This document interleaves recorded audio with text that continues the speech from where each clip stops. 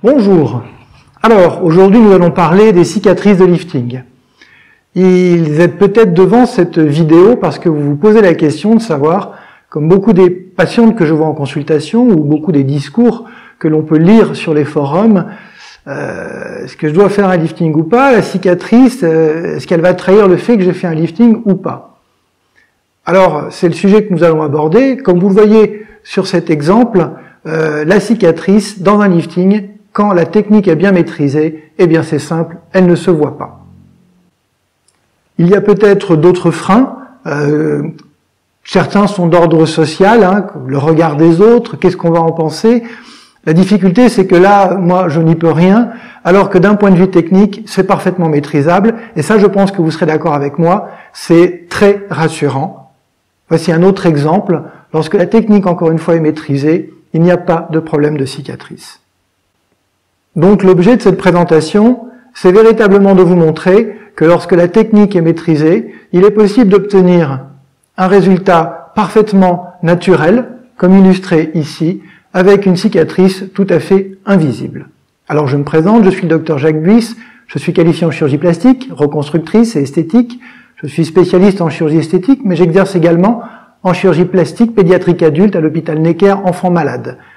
Je me suis installé en 1994, j'ai donc maintenant une certaine expérience et je vais la partager avec vous aujourd'hui à propos de ces cicatrices de lifting et des éléments techniques qu'il faut connaître pour pouvoir bien les maîtriser et pour pouvoir garantir à nos patientes que les cicatrices seront parfaitement invisibles, comme vous pouvez le constater ici, avec un résultat tout à fait naturel et satisfaisant. Alors, quel est le problème qui est à l'origine de ces cicatrices qui sont sûrement parfois à l'origine de la mauvaise réputation des liftings?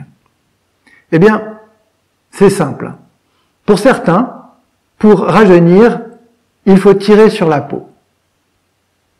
Le problème, c'est que lorsqu'on tire sur la peau, on va exercer une tension sur la suture, et cette tension sur la suture va entraîner un élargissement de cicatrice, comme vous voyez sur cet exemple. Nous verrons également par la suite, il y a d'autres conséquences à cette tension. Mais le côté parfaitement rassurant, et qu'il faut d'ores et déjà comprendre, c'est que si la méthode pour rajeunir ne repose pas sur la mise en tension de la peau, eh bien on peut garantir que la cicatrice ne sera pas visible. En fait, comme nous allons le voir, tirer sur la peau du visage et du cou en vue d'obtenir un rajeunissement, c'est inutile et c'est préjudiciable. Ça entraîne des cicatrices très vilaines, alors que franchement, ça ne sert à rien. Alors, pourquoi est-ce que tirer sur la peau, en vue de rajeunir, c'est inutile et c'est préjudiciable? Eh bien, c'est très simple. En position allongée, peut-être vous êtes-vous déjà regardé en position allongée, si ce n'est pas le cas, je vous incite à le faire. Vous allez voir, c'est étonnant, parce que vous êtes parfaitement rajeuni, comme on peut le voir sur ce premier exemple. Mais surtout, cette position allongée nous montre qu'on est rajeuni, et comme vous le voyez également, il n'existe aucun élément, que ce soit un doigt, un instrument, qui tire sur cette peau en position allongée pour produire le rajeunissement. C'est donc que le rajeunissement obtenu en position allongée, qui est tout à fait satisfaisant, je pense, est obtenu en dehors de toute tension sur la peau. C'est donc la démonstration, si besoin était, que tirer sur la peau en vue d'obtenir un rajeunissement, c'est totalement inutile. Alors donc, c'est simple. Si on ne tire pas sur la peau, il n'y a pas d'excès de tension sur la suture. Et s'il n'y a pas d'excès de tension sur la suture, il n'y a pas d'élargissement de la cicatrice. Et ça, c'est très rassurant. Ça montre que si la technique est maîtrisée, eh bien, on peut garantir une cicatrice qui soit fine, discrète et quasi invisible, si ce n'est invisible. Alors, vous allez me dire, oui, mais alors comment on fait? Ça, ce sera l'objet d'une autre vidéo. Mais pour faire simple, on peut obtenir des résultats satisfaisants, comme sur cet exemple, de la manière suivante, et c'est comme ça qu'il faut procéder. On fait une incision pour se glisser sous la peau. Une fois qu'on est sous la peau, on attrape la graisse et on la remonte. On la fixe en bonne position, puis on réétale la peau et on coupe l'excès. Et on termine en faisant une suture sans aucune tension. Et c'est ça la garantie du succès, comme vous le voyez ici. Donc, et ce, quelle que soit la longueur de la cicatrice, si celle-ci est fine, elle ne se verra pas. La longueur, c'est pas un problème, c'est comme en couture.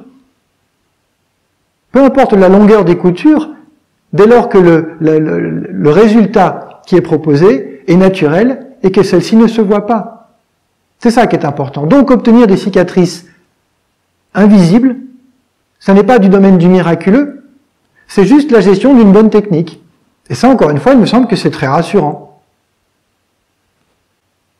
Alors, comme nous venons de le voir sur les exemples précédents, ceci est valable pour les liftings de l'ovale et du cou. Mais c'est également valable pour les liftings, par exemple de la région médiane, qu'on appelle les liftings malaires ou lifting vertical médian. Comme vous voyez sur cet exemple, cette patiente a eu entre autres un lifting vertical médian, eh bien, le rajeunissement obtenu est très satisfaisant, et si on regarde les photos avant l'intervention, on s'aperçoit qu'il y a énormément de peau.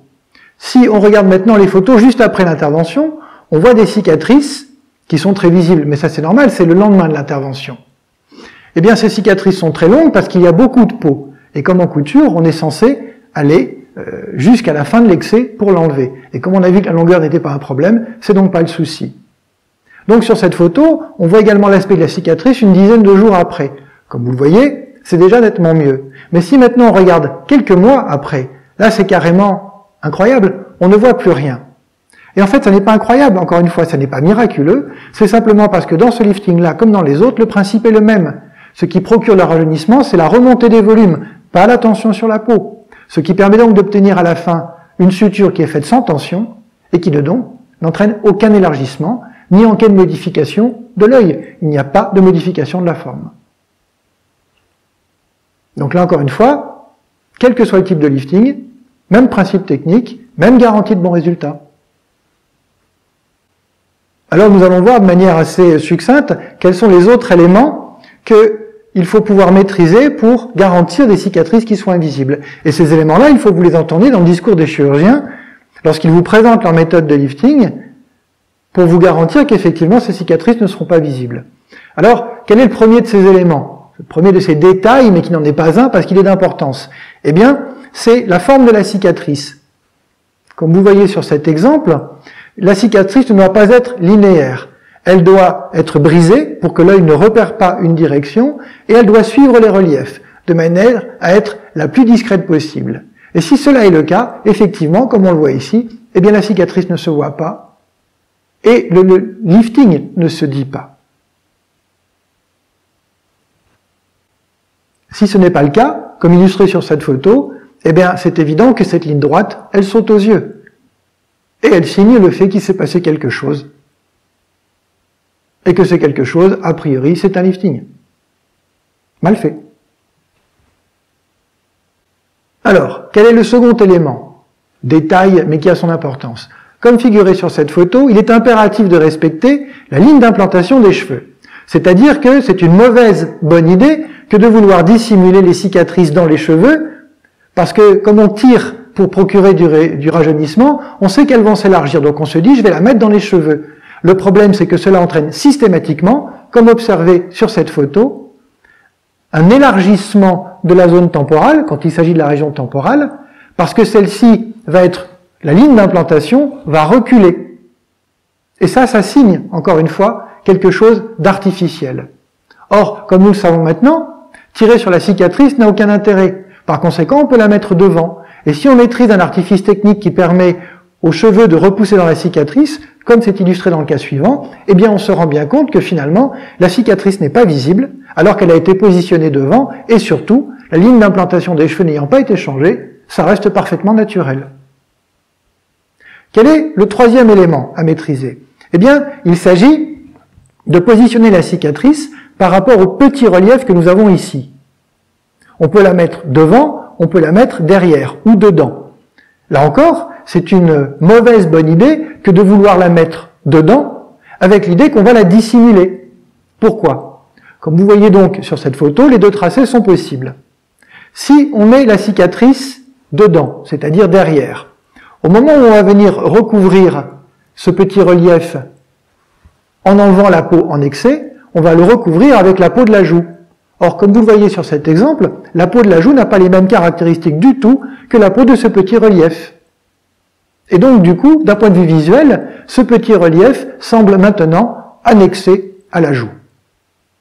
Par contre, comme vous le voyez sur cet exemple, si la cicatrice, même si cela paraît étonnant, est positionnée devant, à partir du moment où elle est parfaitement fine, elle ne se verra pas, et surtout ce petit relief va conserver les caractéristiques visuelles qui font qu'il appartient globalement à l'oreille.